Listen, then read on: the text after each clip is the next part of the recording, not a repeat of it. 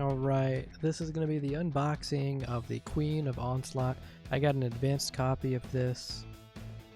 So we're going to unbox it, look at all the parts, and then look at some of the sub-assemblies.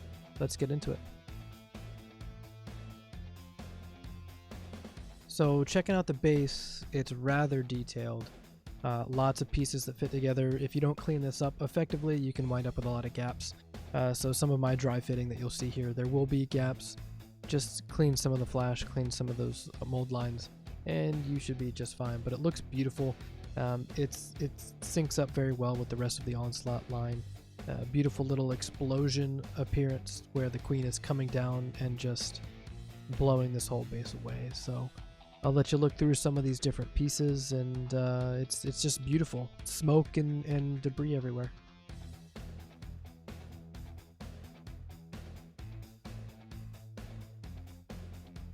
Now you see the legs here, they mount right on into the base. Still a very slender pose, just like some of the other models that you've seen from Creature Caster, but still heavily detailed with armor plates, leather straps, musculature, the little hoof just to go along with some of the other Onslaught models like the Lady of Strife. So just beautiful. Be careful when you put it together. You see one leg will slide into the base, and the other leg actually will attach to part of the debris cloud. So dry fit everything as you put this together. And here's the body. It attaches to the right leg thigh plate, which of course attaches to that small slender piece of the calf and foot. That bent leg is what's going to fit to the debris cloud. Beautiful detail. There's nice abs. There is some design to the chest area, all the ornate skulls, and again you can see the armor plates and more leather straps down the thighs. Very massive trunk kind of core of this model, and it just looks beautiful. It gets a little bit more complex and complicated as you start to fit the wings together. This is the first model I have dealt with in which each of the wings were multi-part components.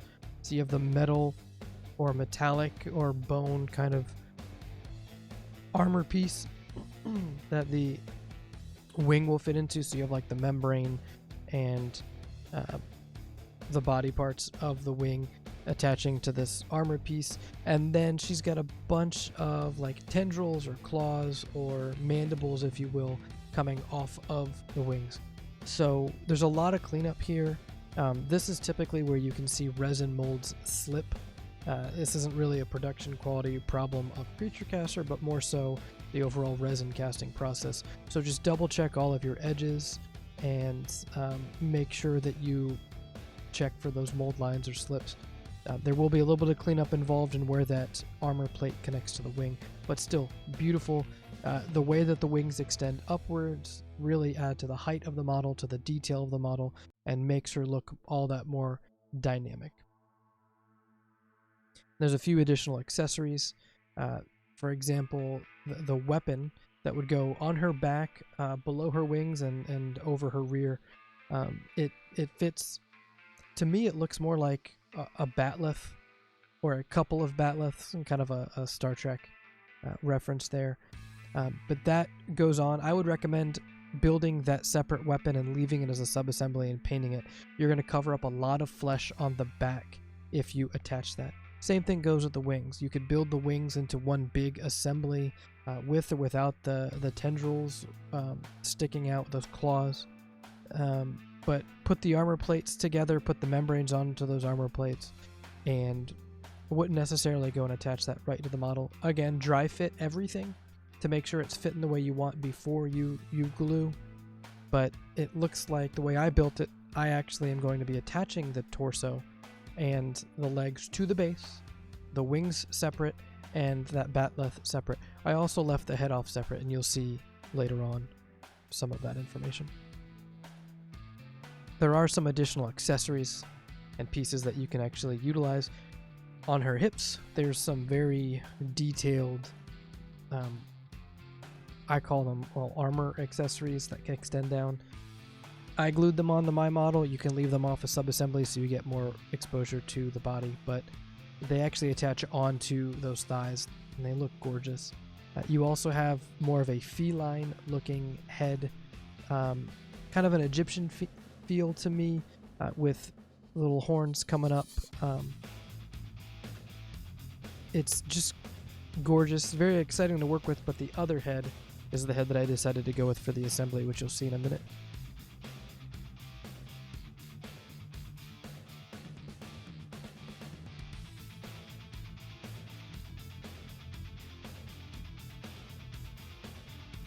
And here we have the other head. This has, if you look very close in the detail, there's some ridges on the forehead. Very much Klingon-esque. It feels like this model has a couple of Easter eggs hidden by Creature Caster. She's got a ponytail that's kind of coming almost like a mohawk into a ponytail with her exposed ridges of her forehead, just like a female Klingon. And then these nice little bat ears kind of things coming up. I don't even know how to explain it, but they look amazing. I'm considering painting those little fins sticking off the sides of her head to be more like the carapace colors, or a contrasting color to the flesh.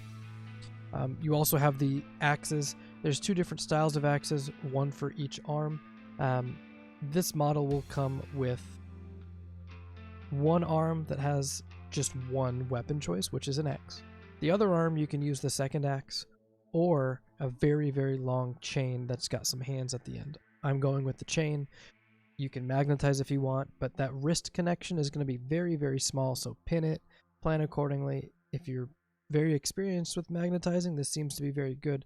If you're not extremely experienced with magnetizing, this could be a bit frustrating. But if you dry fit, check it out. You should be able to magnetize if you really try. And you can also see parts of the chain here. Now the chain is 4 pieces connected together. There's only one configuration for them. There's a lot of flash, again, just resin casting. There's a lot of flash to clean through, but you can do that pretty easily. It has a bit of a long S-curve to it, as if she's wielding back with that whip and getting ready to lash forward with it. There's a cool little Easter egg here that you'll see on the chains at the end as well. And here you go, you can see the end of the flail, their hands. One of them has a little bit of a obvious Easter egg there. It is the live long and prosper symbol from the Vulcans. I did confirm some of these with Creature Caster. It does turn out that the ridges on the forehead and that hand were intentional. The batleth, or what I think is a batleth, was unintentional. But a lot of really cool details thrown into this model. Some outside influences as well as the overall Onslaught style. But there's a ton. You can see the pile on the desk. The assembly instructions are very long, very detailed. You can follow them very well. There's one spot where it shows you either the axe or the chain as different steps, but that's just fine. You should be able to work through those instructions just as easily. And let's go ahead and jump in and look at some of the sub-assemblies after I finish putting her together. Alright, here you go. Here's the 2 different head options. I built them both. I decided to go with the head on the left. But you can see the 2 different options. Here's the long chain. You can see that it's kind of reared back, where it's curling up as if you brought it back and you're getting ready to lash your arm forward and actually whip out there. And I don't know, smack your enemies with the hands.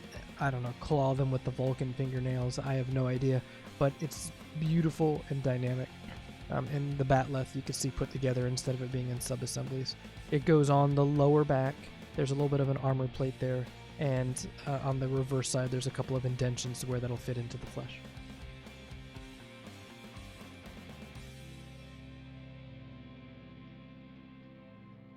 And this is actually not the right weapon. I accidentally grabbed the weapon from the Primarch of Onslaught. Whoops.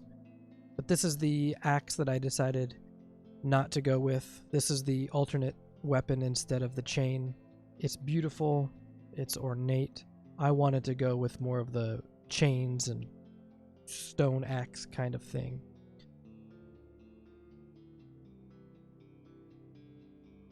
And here's the wings all assembled.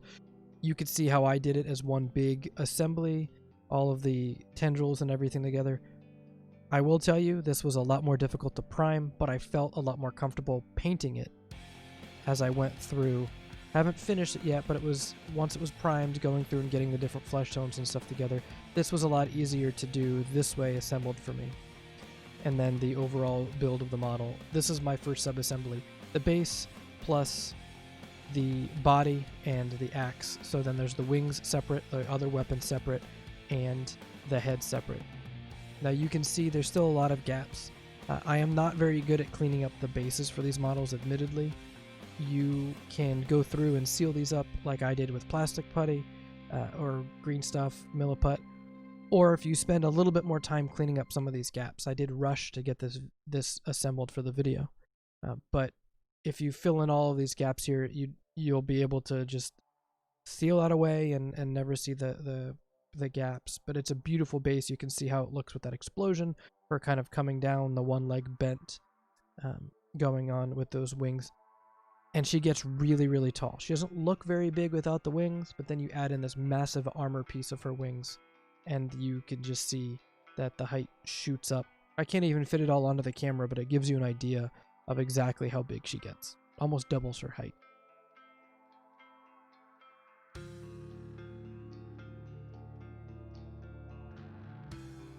And just to give you a little bit of a preview on where the big weapon on her lower back will go. I'm assuming it's a weapon. I feel like it's a weapon. Something that she would just grab and wield around like a batleth. Exactly like a batleth. The more you think about it, the more it starts to look like it. But when you're done, the wings will rest on her upper shoulders. This weapon piece will rest just a hair below it. You will cover up the rear of the model. I do believe it is a way to allow for this model to be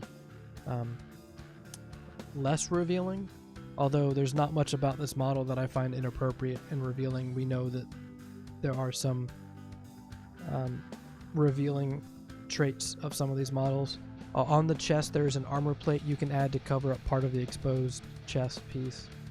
The weapon goes on the back to cover up her butt, stuff like that. If you choose to, you don't have to. I did choose to, just to show the additional details that are added. And that's going to do it. I hope you enjoyed the reveal of the Queen of Onslaught, all of her sub-assemblies, the various pieces to put her together, and the numerous times I said the word beautiful, because this is absolutely a beautiful model. Tons of details, tons of artistic license to do whatever you want with this thing. It's just gorgeous. So if you don't mind, put in the comment section below how many times I said beautiful or gorgeous. And don't forget to hit that subscribe button for more product reveals in the future.